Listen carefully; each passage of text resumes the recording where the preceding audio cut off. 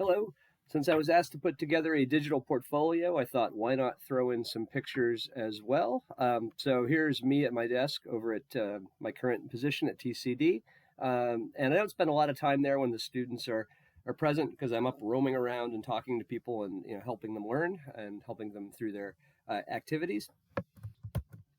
And you can see on my desk here, I've got this cool little program going that I wrote that takes a bitmap or a PNG file and it converts it into a format that can be displayed on an Apple II. This was a prototype for getting title screens onto student retro adventure games, so that panned out pretty well.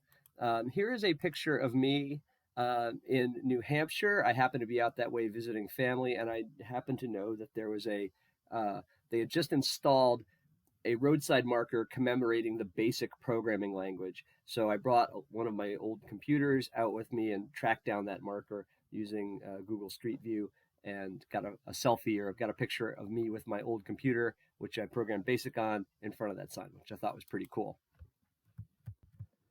Of all the departments at TCD that I seem to have the best relationship one, or I get the most visits from, it's oddly the early childhood ed program. They seem to just love coming down to my classroom, probably because I always have blinky lights and games and things going on.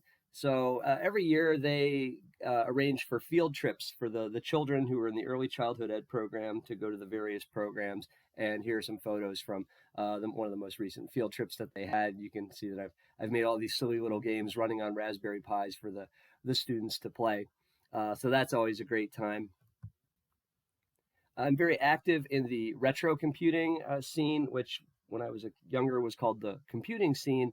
But so part of it is I get the fun of reliving my childhood, but also I get to become a much better teacher by really understanding how computers work at a low level down in the hardware, and that's really the benefit of doing this kind of work. And then once I have that understanding, I can take it back to my students. So there is a method to the madness, or a madness to the method. I'm not sure, but it makes me very happy to be involved in all that and get to pass on my love of this stuff to the next generation.